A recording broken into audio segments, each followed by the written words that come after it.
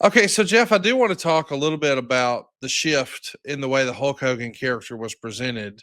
We've spent a lot of time talking about the heel turn, but I actually want to talk about before the heel turn, sort of the latter years of that first WWF run. In the first several years, he is the, easygoing, sunny, positive demeanor guy in the most likable possible way.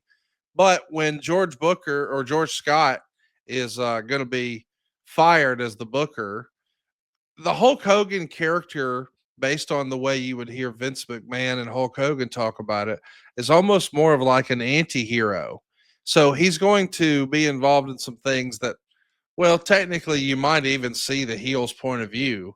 I mean, even the breakup with him and Savage, eh, I mean, the way he's sort of crying sour milk or spilt milk about Sid Justice and him beating him at the Royal Rumble. And then Hulk, once he's eliminated, pulling a baby face out, like he does become a different version of the baby face.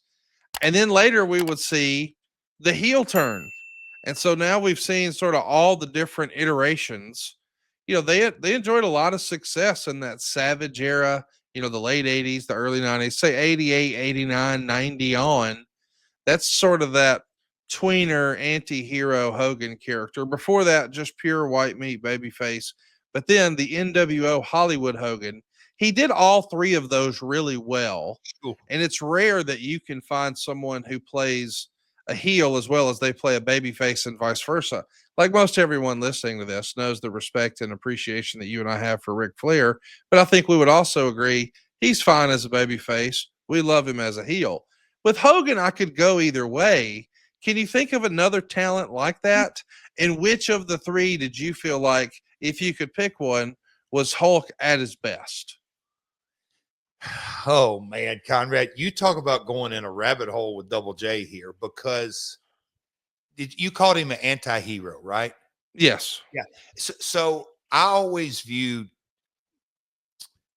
and again, I can only kind of draw off my experiences and how I see things. But let's say that early run of Hulkamania, if you will, when Hulk came in and got the belt, pardon this, I don't say he's one of the boys, but he was the top baby face and had that. Well, about 3 years into that or 4 years into that, before we get into the anti-hero, this is where, oh boy, I think professional wrestling, this is right up there at the top, if not the top, of why our form of entertainment is just different, because we blur the lines. And yeah, John Wayne can play this character and that character, or Tom Cruise or Clint Eastwood. It's all character based, and that's, it's the movies, and we can differentiate. Okay, he's Superman there, but he's Dean Cain there, whatever it may be. And wrestling, it's always kind of the blurred lines in a lot of ways. By the time he became the anti-hero, Conrad, I always looked at it that there really was Hogan and others. Like, it was Hulk Hogan and the rest of the WWF. That's how it was positioned.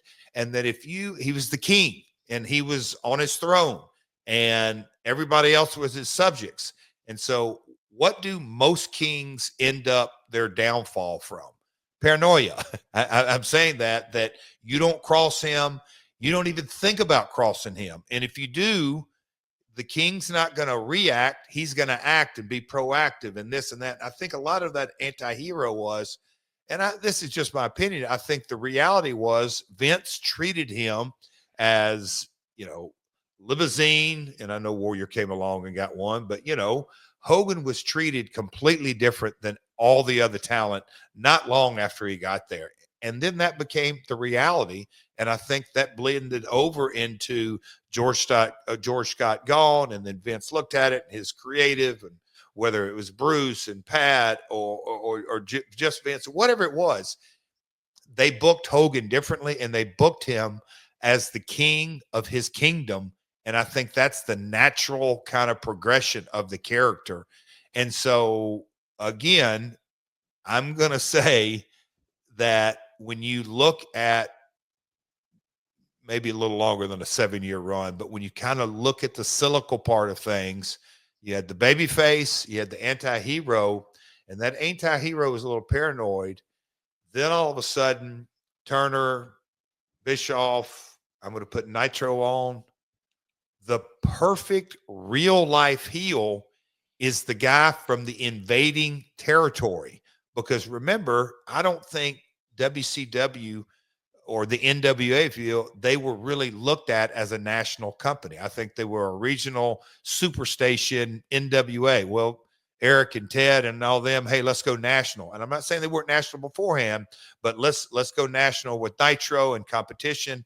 And then all of a sudden, their main heel was the King coming from up north. And oh my gosh, Hall and Nash. So I just think the progression of it. So I like all of them. I'm a natural. I like the heel. I think Hogan as the leader of the NWO in the heel turn and the immediate electricity and infusion and the just the explosion into the Attitude Era was obviously I lived it, was really cool.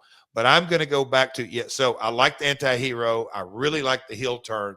But when you see the genesis of a guy who had told, and you see it in Nashville often, this guy, Jelly Roll, everybody thinks, where'd this guy come from?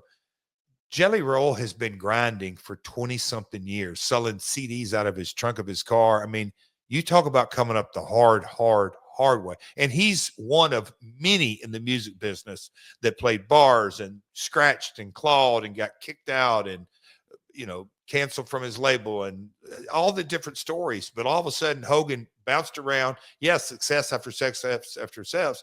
But when preparation met the opportunity, Hogan was ready to put the company on his back and work his ass off and succeed. So I'm more of an early Hulkamania.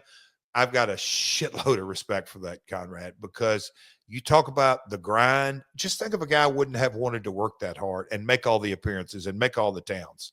Vince would have been looking at a different business, but Hogan made all the towns, all the promos, sacrificed everything. And so it was a major part of the growth of our business that we are living today. Don't we all love summer vacation, relaxing, laying out by the pool, barbecues, hitting the beach, doing, well, nothing? Well, how about a summer vacation from your house payments? With SaveWithConrad.com, you can do just that. Reduce your monthly payments by making the equity you built up in your home work for you. You can roll together those high interest rate credit cards into one lower monthly payment and perhaps access some of that newfound equity to turn your house into your dream home with no money out of pocket. And how about this? You get to skip your next 2 house payments. That's right. You won't have to make your June or your July house payment. You're done until August 1st. Go right now to SaveWithConrad.com. Let my team run the numbers for you for free. There's no obligation, and if we can't help you save some cash, we won't waste your time. And did I mention we're offering a 3-year guarantee right now?